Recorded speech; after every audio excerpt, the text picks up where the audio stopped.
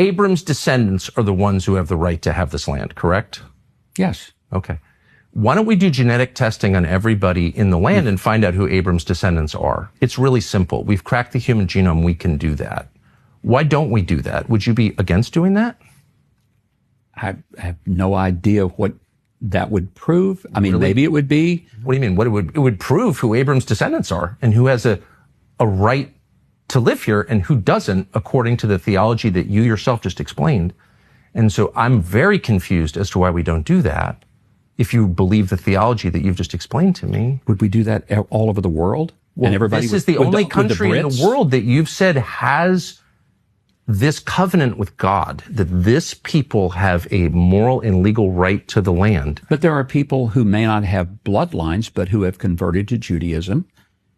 Are they going to be able to live here? Are you going to kick them out? By your standards, they can't live here. Because you just told me that they have a right to live here because God gave them the land because they're the descendants of Abram. They're the descendants of Abraham. But if they're the spiritual descendants of Abraham and they've now decided that they're converting to Judaism, then do they have a right to live in Israel?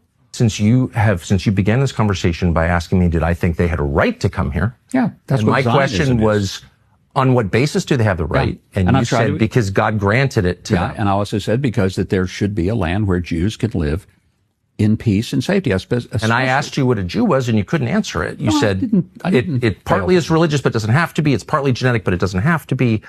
And so that you can see why I'm confused. I think I was very clear. Bibi's family, we know they lived in Eastern Europe. There's no evidence they ever lived here.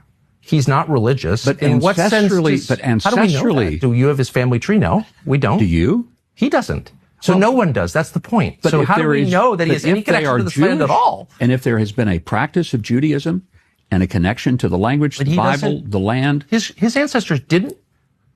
He doesn't practice Judaism in any rigorous way. His ancestors didn't live here. They didn't speak the language, and there's no evidence they ever lived here. So in the territory that Israel controls today, particularly in the West Bank, who, through genetic testing, we can know their families have been here for thousands of years. We don't know whether they practiced Judaism, whether they were Samaritans, pre-Islam.